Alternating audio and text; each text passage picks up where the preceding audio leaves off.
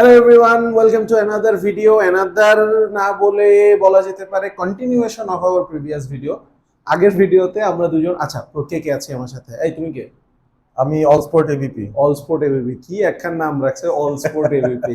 এই যে look at me, Sajjad উদাস একটা ব্যক্তির নাম, একটা মানুষের নাম। কি একটা মানুষ, একটা আমার নামে তো মানে ওর চেহারা যখনই আসলে ক্যামেরায় আসা উচিত, ওই যে ভেরিফাই করে না বিভিন্ন ওয়েবসাইটে ঢুকলে আই এম নট রোবট, ওইরকম একটা বক্সের টিক দেওয়া উচিত। আগের ভিডিওতে ইনফ্যাক্ট আমরা ডিসকাস করছিলাম যে বাংলাদেশ এবং আফগানিস্তানের মধ্যে যে সিরিজটা হলো ওডিআই সিরিজ, সেখানে টপ 5 ব্যাটিং পারফরমেন্স, এখন টপ 5 বোলিং পারফরমেন্স যদি আমরা চিন্তা করি তাহলে কি অবস্থা দাঁড়ায়। আমার মনে হয় এখানে বাংলাদেশিদের আধিক্যই থাকবে।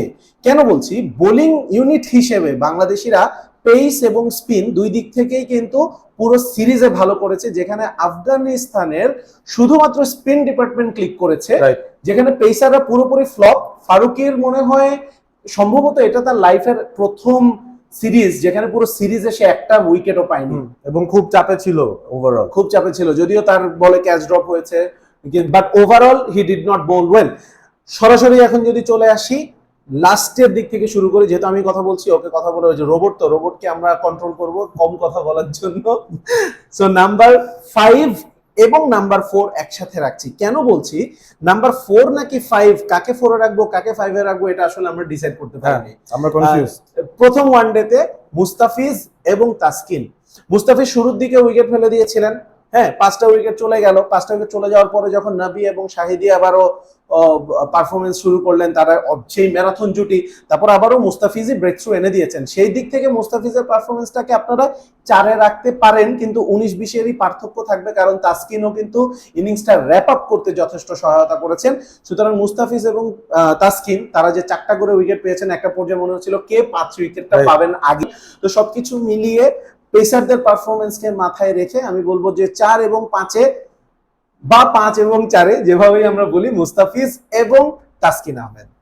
3 নম্বর স্পটটায় আমরা একজন স্পিনার নিয়ে কথা বলবো, এবং এই জায়গাটায় আসলে একটা আলাদা ইমোশন কাজ করছে কোনো এক কারণে। কারণ ইন্ডিয়ার সাথে ওয়ার্ল্ড কাপের যে ওডিআই ম্যাচটা হয়েছিল সেখানে শেষ খেলেছিলেন নাসুম আহমেদ। তারপর দলে জায়গা পাননি, হাতুর সিং এর সাথে অনেক কিছু হয়েছে এবং জাতীয় দলের রেডারে তিনি আছেন কি নেই বোঝা যাচ্ছিল না। পরবর্তী অনেকগুলো সিরিজে তাকে কিন্তু আমরা দেখছিলাম না, স্কোয়াডেই দেখছিলাম না। সাকিব আল হাসান যখন বললেন যে তিনি খেলতে পারছেন না এই সিরিজটা আফগানিস্তানের সাথে, তখন নাসুমকে পিক করা হলো। আমরা চিন্তা করছিলাম আসলে নাসুম সুযোগটা পাবেন কিভাবে। রিশাদ আছেন, মেহেদি মিরাজ আছেন, তৃতীয় স্পিনার আনতে হলে 3 পেসারের একজনকে সরাতে হবে। সো অনেক কম্বিনেশন নিয়ে কথা হচ্ছিল। এর মধ্যে আবার ভিসা পাননি নাসুম আহমেদ, প্রথম ম্যাচে যেতেই পারেননি দুবাইতে। সুতরাং নাসুম শুধুমাত্র সেকেন্ড ম্যাচে অ্যাভেলেবল ছিলেন, এবং সেই ম্যাচটা বাংলাদেশের জন্য ডু অর ডাই গেম ছিল সিরিজে ফেরার জন্য। নাসুম প্রথমে ব্যাট হাতে কিছু একটা করে দিয়েছেন, বাট আমরা কথা বলছি বোলারদের নিয়ে এবং বোলিং পারফরমেন্স নিয়ে। বল হাতে যখন নাসুম আসলেন, প্রথম বলেই তিনি উইকেট তুলেছেন, এবং খুবই crucial Siddiqullah Atal, my goodness, মানে এমন একটা সিচুয়েশন দাঁড়াচ্ছিল। রহমত শাহ সিদ্দিকুল্লাহ আতাল খুব ভালো একটা পার্টনারশিপ করে এগিয়ে যাচ্ছিলেন, 250 seemed like an easy target. Nasum Ahmed এসে ওই ব্রেক থ্রুটা তো আনলেনই, তবে তারপর থেকে তিনি যে বোলিংটা করেছেন সেটা এক কথা অসাধারণ ছিল। উইকেটে যে টার্ন সেটা তিনি ধরতে পেরে খুব ধীর গতিতে বল করেছেন। সাধারণত নাসুম অনেক জোরে বল করেন, বাট ওই দিন তিনি তার গতি কন্ট্রোল করেছেন, টার্ন পেয়েছেন প্রচুর, বেশ কিছু আনপ্লেয়েবল বল করেছেন। সব মিলিয়ে 28 রান দিয়ে 3টা উইকেট পেয়েছে। Nasum had a great role for Bangladesh coming back in this series, এবং তার এই কামব্যাক স্পেলটার জন্য আমি তাকে 3 নম্বরে রাখছি। 2 নম্বরে একটু আগে এবিপি যেই আফসোসটার কথা বললেন যে নাসুমের অলরাউন্ড পারফরমেন্স সত্ত্বেও একজন ব্যাটার রান করে, ব্যাটারদের প্রতি একটা বায়াসনেস কেন জানি কাজ করে, ম্যান অফ দ্য ম্যাচ হয়ে গেছেন। 2 নম্বরে সেই আফসোসটা চলে যাবে, কারণ 2 নম্বরে রহমানুল্লাহ গুরবাজের 100-এর পরেও প্লেয়ার অফ দ্য ম্যাচ হয়েছেন আজমাতুল্লাহ ওমর জাই। ইয়েস, শেষ পর্যন্ত ম্যাচটা শেষ করে এসেছেন তিনি 70 রানের একটা অপরাজিত বিধ্বংসী ইনিংস খেলে। তবে আমি বলবো যে আফগানিস্তানের ম্যাচ জয়ের একটা প্রসেস যদি বলি, সেই প্রসেসটা শুরুও করেছিলেন এই ওমর জাই। কি দুর্দান্ত বোলিং তিনি করেছেন সেদিন। বাংলাদেশের শুরুটা কিন্তু সেদিন ছিল অসাধারণ। 53 runs opening partnership, Soumya was looking exceptionally well. তখন সৌম্যর উইকেটটা তিনি তুলে নিলেন। তারপরে একটা মিনি কলাপস, বাংলাদেশের 4টা উইকেট পড়ে গেল। তারপরে আসলো সেই ম্যারাথন পার্টনারশিপ ফ্রম আফগানিস্তানের সাথে 5th উইকেটে, this is the best partnership Miraz এবং মাহমুদুল্লাহ রিয়াদের। সেই ব্রেক থ্রুটাও আবার দিলেন মিরাজকে আউট করে, এবং কখন যখন মিরাজ অফ স্টাম্পের বাইরে এসে স্কুপ করে একটা 4 মারলেন, আবার হচ্ছে রিভার্স স্কুপ করে থার্ড ম্যান দিয়ে একটা 4 মারলেন, ওই ওভারে মিরাজের উইকেটটা তিনি তুলে নিলেন। জাকেরের দিকে সবাই তাকিয়েছিলেন সেকেন্ড ম্যাচে যেইভাবে তিনি খেলেছেন, জাকেরের উইকেটটা তিনি তুলে নিয়েছেন। নাসুমের দিকেও সবাই তাকিয়েছিলেন, নাসুমের উইকেটটাও তিনি তুলে নিয়েছেন। ওভারঅল আজমাতুল্লাহ ওমরজাই পুরো সিরিজে আফগান পেসাররা যেখানে কোনো রকম এফেক্ট করতে পারেনি, এফেক্ট ফেলতে পারেননি, সেখানে আজমাতুল্লাহ ওমরজাই এসে সিরিজ ডিসাইডারে তার বোলিং দিয়ে ম্যাচটা ঘুরিয়ে দিয়েছেন। পরে ব্যাটিং এ কি করেছেন সবকিছু মিলিয়ে তিনি ম্যান অফ দ্য ম্যাচ হয়েছেন। এবং আমি বলবো যে সিরিজের বোলিং পারফরমেন্সের বিচারে this has to be at number 2। এক নম্বরেও আরেক আফগান স্পিনারের কথা বলতে হবে, অ্যাবসলিউটলি ল্যান্ডস্লাইড ভিক্টরি, ফার্স্ট পজিশনেই থাকার কথা তার।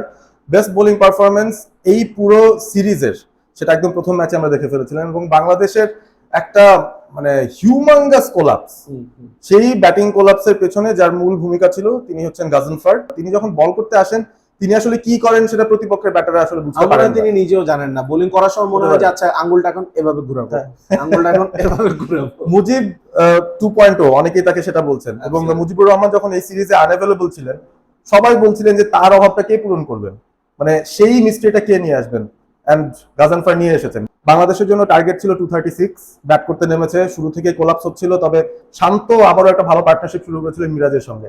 একটা পয়েন্টে 120, 2 উইকেট, হাতে 25টা ওভার বাকি, জাস্ট 110-15 রান করতে হবে, 8টা উইকেট হাতে আছে, it should be an easy win for Bangladesh. এমন সময় গাজনফার আসলেন এবং টপাটপ একটা করে উইকেট ফেলা শুরু করলেন। হি এন্ডেড আপ 26 রানে 6 উইকেট নিয়ে, এবং বাংলাদেশ 120 থেকে 143-এ অল আউট। 23 রানের মধ্যে 8টা উইকেট পড়ে গেছে, যার মধ্যে গাজনফারই নিয়েছেন 6টা। এবং এই জায়গায় গাজনফারের শুধুমাত্র প্রথম ম্যাচই আমি বলবো না, এইটার ইম্প্যাক্টটা ছিল পুরো সিরিজ জুড়ে।